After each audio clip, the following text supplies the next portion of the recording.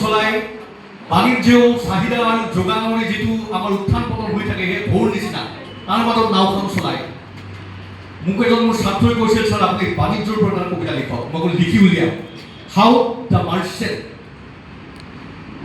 তুমি উজাই নতুবা ভটিয়াই যোৱা উতলোৱা ধূপ উমান লোৱা আমাৰ ব্যৱসায়বিলাকে ডিমাণ্ড যেতিয়া বাঢ়ি তেতিয়া উমান লয় মোৰ বস্তু বিক্ৰী যাবলৈ নাই উতলোৱা ধূপ উমান লোৱা তুমি খোজোৱা বুৰঞ্জী পাহাৰৰ উপত্যকাৰে নগৰৰে আৰু নিবাসীক গঞাই আমি আজি যি বুৰঞ্জীৰ অহংকাৰত আছোঁ সেয়া বাণিজ্য নভৰাকৈ মোৰ হাতত এই মাইক্ৰফোন নাথাকিলেহেঁতেন বাইদেউ এই ধুনীয়া মণিহাৰী নেকলেছ পিন্ধিব নাপালেহেঁতেন আৰু এই দামী মোবাইল ফোন আপোনালোকৰ হাতে নাথাকিলেহেঁতেন এই সভ্যতা নিৰ্মাণ হৈছে বাণিজ্যৰ কাৰণে গতিকে তুমি খোজোৱা বুৰঞ্জী পাহাৰৰ উপত্যকাৰ নগৰৰ আৰু নিবাসীক গঞাই ৰংমনৰে সাঁচতীয়া সপোন অবুধ হৈ তোমাৰ নিচাত এখেতে নিজৰ ল'ৰাৰ পঢ়াৰ কাৰণে ৰাখি থোৱা টকাখিনি সস্তাত গাড়ী এখন পাই কিনি পেলালে নহয় সপোনটো ক'ৰবাতে থাকিব গতিকে ৰংমনৰ সাঁচতীয়া সপোন অবুধ হয় তোমাৰ নিচাত উপকূলৰ মুখত তুমি চপোৱা সম্ভাৰ মানে পাব্লিকৰ পৰা আমি বস্তু বিচাৰ আকাংক্ষাত আমি বস্তু পঠাওঁ প্ৰডাকশ্যন কৰোঁ উপচিনাকে দিঘাত দেশান্তৰৰ কলা মৃন্ময় অযুত ভাষা মোৰ বাণিজ্যৰ বেহাত কেৱল বস্তুৱেই নাথাকে বিভিন্ন দেশৰ সংস্কৃতি থাকে বিভিন্ন দেশৰ মৃন্ময় অযুত ভাষা থাকে বিভিন্ন মানুহৰ সংস্কৃতিৰ সম্ভাৰ থাকে আৰু এই সন্মিলনটো দিয়ে বাণিজ্যই তুমি নিপুণ প্ৰেমিক বৈদ্যুতিক হাতেৰে সাৱটি থকা পৃথিৱীক চিনাকি পৃথিৱী আৰু আজি ডিজিটেল মাধ্যমে ডিজিটেল শব্দৰ অসমীয়া হৈছে বৈদ্যুতিক মাধ্যমে এজন প্ৰেমিকে ধুনীয়া প্ৰেমিকাক যেনেকৈ সাৱটি ৰাখে বাণিজ্যই গোটেই পৃথিৱীখনৰ প্ৰেমিক আৰু গোটেই পৃথিৱীখনক সাৱটি ৰাখিছে বাণিজ্যই গতিকে মই চেষ্টা কৰিছোঁ বিশ্বাস কৰক অকল ভাষণি দিয়া নাই বাণিজ্যক কবিতাৰ মাজলৈ অনাৰ কাৰণে মই চেষ্টা কৰিছোঁ যদিও মই এজন অপৰিণত কবি ইয়াৰ পাছত মই ক'ব বিচাৰোঁ যে কবিতা আচলতে আমি যিয়েই নকওঁ কবিতা হৈছে মানৱতাৰ সংজ্ঞা মানুহক ভাল নোপোৱাকৈ কোনো সাহিত্য কলা নহয় কোনো সংস্কৃতি নহয় সংস্কৃতিৰ কামেই হৈছে এই বাইদেউক ভাল পোৱা যি ইমান দূৰৰ পৰা আহিছে ইয়াত যি বঁটা লৈছে আজি হয়নে কথাটো এই মণিলিপা বাইদেৱে মানৱতাৰ তাগিদাতে ঘৰ সংসাৰ ল'ৰা ছোৱালীৰ ইয়াত বহি আছে গতিকে এইসকল পৃথিৱীৰ কাৰণে এটা হাতচাপৰি হ'ব লাগে গতিকে মানৱতাক ভাল পোৱাই হৈছে কবিতাৰ কাম আৰু সেই ধাৰণাটো মোক স্পষ্টভাৱে দিছিল যেতিয়া মই উচ্চতৰ মাধ্যমিক বিদ্যালয়ৰ ছাত্ৰ আছিল মহলাৰ ছাত্ৰ আছিলোঁ কাজল শইকীয়া নামৰ কটনীয়ান কবি এজনৰ কবিতাই মোক সেইটো দিছিল মনোজ আছে এই কবিতাটো শুনিছে মোৰ পৰা আগতে সেই কবিতাটো আছিল হাতৰ মুঠিৰে পাহাৰ ভঙাৰ সময় কেতিয়াবা এই পাৰ হ'ল এতিয়া হাতৰ মুঠিত আকাশৰ পৰা মেঘজাক ঘুমাৰি উৰুৱাই দিব পৰা হ'লে তোমাৰ চকুলো মুচা আচলেৰে ঘূৰাই নিদিয়া কিয় মেঘজাক মিঠাতেলৰ চাকিত জীয়নক দেখা তোমাৰে উঠৰে হাঁহিত আমি লুকাই থাকিলোঁ হেঁতেন ফল আমি আমাৰ সভ্যতাৰ অহংকাৰত এনেকুৱা হৈছোঁ যে আজিকালি হাতৰ মুঠিৰে পাহাৰ ভাঙিব নালাগে বুটাম টিপিলে পাহাৰ ভাঙিব পাৰে আমি ইমান শক্তি হৈছে আমি ইমানখিনি ক্ষমতাৱান হৈছোঁ বিজ্ঞানৰ জোৰত জ্ঞানৰ জোৰত কিন্তু আমি অসমৰ্থ আকাশৰ বুকুৰ ওপৰত কলিয়ামে আঁতৰাই দিয়া আমি অসমৰ্থ এই বাইদেউৰ মনত থকা কিছু দুশ্চিন্তাক আঁতৰাই দিয়া কিছু দুখক আঁতৰাই দিয়া আমি অসমৰ্থ ফুটপাথত ৰৈ থকা সেই ভিখাৰী মহিলাগৰাকীৰ মুখত হাঁহি ভিনিঙাই দিয়া তেওঁৰ চকুলো মুচিব দিয়াত আমি অসমৰ্থ যিদিনাখনে সাহিত্যিকে আৰু কলাকাৰে তেওঁৰ মুখত হাঁহি ভিনিঙাই দিব পাৰিব মনত আশাৰ সঞ্চাৰ কৰিব দিব পাৰিব সেইদিনাখনে এই শিল্পীত্বৰ জয় হ'ব এই কথাটো মানৱতাৰ সংজ্ঞা আছে কবিতাৰ মাজত কবিতাই এনেকুৱা ধৰণৰ কথা ক'ব পাৰে কবিতা হৈছে মানৱতাৰ গান মই তেনেকেই ভাবোঁ কিন্তু মানৱতাৰ জ্ঞান মানে এইটো নহয় যে আমি অকল প্ৰেমেই কৰি থাকিম মানুহক ভালেই পাই থাকিম সময়ত আমি বিক্ষোভ কৰিব জানো দাবানল হ'বলৈ জানো কবিতাৰ ভাষাই আমাক দাবানল হ'বলৈ শিকায় কাৰণ বনজামিন বলাইছে আফ্ৰিকাৰ কলা মানুহৰ বিপক্ষে যেতিয়া বগা মানুহবিলাকে অত্যাচাৰ কৰিছিল তেতিয়া কৈছিল মৃত্যুৱে দিছে জীৱনৰ আশা সেই মৃত্যুৰ চকুত জলক জিঘাংসা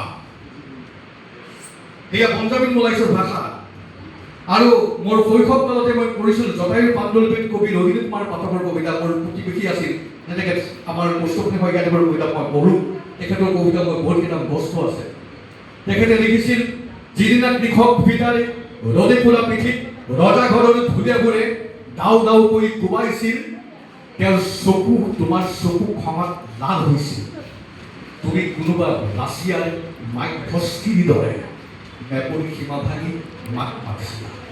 সাম্যবাদী হোৱাই সিদিনা তোমাৰ অপৰাধ আছিল।